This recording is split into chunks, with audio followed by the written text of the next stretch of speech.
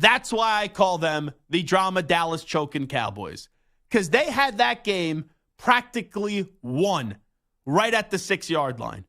They get a false start penalty after Jalen Carter jumped. Then they immediately go right back after getting to the 6. They go back to the 11. When they're at the 11, Dak Prescott takes a sack. They lose 11 yards, and his offensive line was bad in the game. Then Dak Prescott has an incomplete pass. Then they have a delay of game. And on the final play of the game, it was close when they were 27 yards out, but close, yet no cigar. And they didn't find a way to get the victory. To go from the 6, it's actually impressive. To be at the 6 with 27 seconds to go, and for the game to end when you're throwing the ball and snapping the ball from your 27, that's the only way the Cowboys could do it.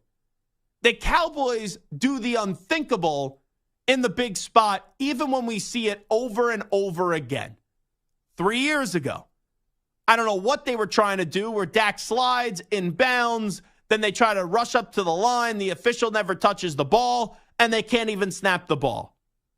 Unimaginable that was their approach. Then last year, yeah, you lose Tony Pollard. Your defense is playing a great game. And Dak Prescott, who you pay all this money to, fumble, interception, good night. And then this year, you got smacked by the 49ers. Then you're playing the first of 2 up against the Eagles. And the Eagles displayed that they were the better team in the third quarter. But they didn't slam the coffin shut on you. And the Eagles were trying to snatch defeat from the jaws of victory in the final few minutes of the game. And they said, here is the win. Take the win and get the ball in the end zone. You were at the 6-yard line, the 6, with 27 seconds left. And I don't care what transpired in the first 59-plus minutes of the game. Like, you look at Dak Prescott's stat line, I know there's a lot of people today saying, you can't crush Dak Prescott. You can't go after Dak Prescott.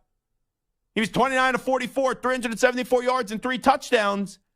No one's saying Dak is trash. No one outside of LaShawn McCoy, which was stupid, is saying Dak is ass. We've all said Dak's a good quarterback. Everyone's acknowledged that. But when you pay the quarterback $40-something million, I don't want to hear, even if there's validity to it, the offensive line stunk.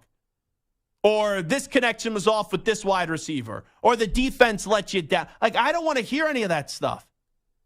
You had 2 opportunities at the end of the game in a 28-23 game to go win it. Because they got the ball with 4:42 at their own 26. They turned the ball over on downs, 4th and 8 at the Eagles' 29. And then when they got gifted the ball back with 46 seconds to go, and I get it, they're moving the ball down the field. But when you quickly get the ball to the 6-yard line, you got to put the ball in the end zone. And they didn't. And I don't want to hear, oh, give Dak a pass because of that. Because C.J. Stroud had basically an identical situation. He got the ball back with 46 seconds as well. And that's a rookie quarterback who doesn't have as talented of a team as the Dallas Cowboys do. And I get it. The Texans are going up against Tampa Bay, but Tampa Bay's not a slouch of a defense, and the Eagles are the best team in the NFL. But C.J. Stroud got the ball in the damn end zone. That's what a franchise quarterback does. Dak Prescott, even though his line stunk, you get the ball to the 6. You can't take a sack. You got to get the ball in the end zone. You got to give your team a chance. And Dak continues to show, in the big moment, he's just good. At times, he may look like he's great. But through the full 60-minute span of a game, whenever the game is in the balance at the end, and there's a chance to win it against a marquee elite team, and you're trying to get a signature victory, Dak Prescott and the Dallas Cowboys fail. And in a game where it looked like they were going to stun Philadelphia and send home all those raucous, crazy fans at Lincoln Financial Field in a somber mood, just when the Cowboys looked like they were going to be screaming, "How about them Cowboys?" And Jerry Jones is going to be throwing a parade in South Philadelphia and jumping up and down like a fat kid in a candy store, the drama Dallas choking Cowboys appeared at the 6-yard line. And they ended the game taking a snap from the 27-yard line. You just can't make it up. In a game where how it was trending towards the end, they should not have won. They were gifted an opportunity to win the game, and they moved in the wrong direction.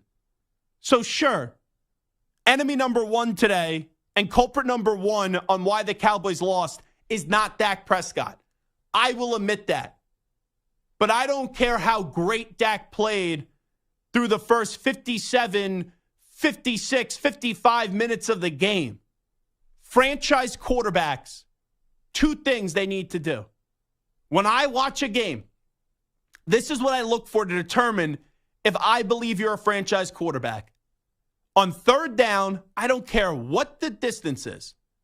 But on third down, 3rd and 18, 3rd and 6, 3rd and 3, 3rd and 22. If I'm sitting on the couch and you're my quarterback, I got to have a belief, regardless of what the distance is, you're going to make the third down play. And then, when the game is on the line and you're driving to go win the game, I got to think to myself, this is the guy that's going to get the job done. It's two complex things to do, but also two simple ways of looking and determining if your guy is the franchise quarterback. And for Dak Prescott, when you go on the back end of that statement and he's driving late in a game, I just don't trust this dude to get the job done. And that was even yesterday when I was nervous. I even thought, wow, Dak is actually going to do this. And right when I let my guard down a little bit and I said, here come the Cowboys. Here comes Dallas. Dak showed you, and the Cowboys showed you who they are. Why they have the looks of a great team, but they are very far away from being a great team. And once again, the wins for the Cowboys this year, the Giants, the Jets, the Patriots, the Chargers, and the Rams. A win's a win in the NFL. You shouldn't apologize for winning. But when this team hasn't been to a Super Bowl since 1995, and this team hasn't been to an NFC title game since the 1995 season, you got to be better than that. And you got to be held to a higher standard. They lost to the Cardinals this year, who stink. They lost to the 49ers, who are good, and they lost to the Eagles. The Cowboys have a lot of empty wins. And when I look at Dallas, I said this all throughout the year. I said it before the season started. There is no reason to believe in them. Even when they were winning games 40-0 and 30-10 and 43-20, 38-3. There's not a reason to believe in them. Because the last 2 years, we've seen this team in the regular season be 12 wins, back-to-back years. And when push comes to shove, regardless of who the opponent is, when you get into a big spot, when you get into a big game, 4 doesn't get the job done, and this team does not get the job done. And you saw it yesterday. Even what wasn't an embarrassing performance, even which was a game that was tough going in, you thought it could go either way. But the Eagles let the opportunity and they left the window for you to cash in and go get a dub. 2 drives at the end of the game. The second one was a gift. The second one, you should thank the Eagles for their incompetence down the stretch. And when you get the ball to the 6, it's not brain surgery, folks. It's not. You don't need a PhD in football. You got to get the ball in the end zone.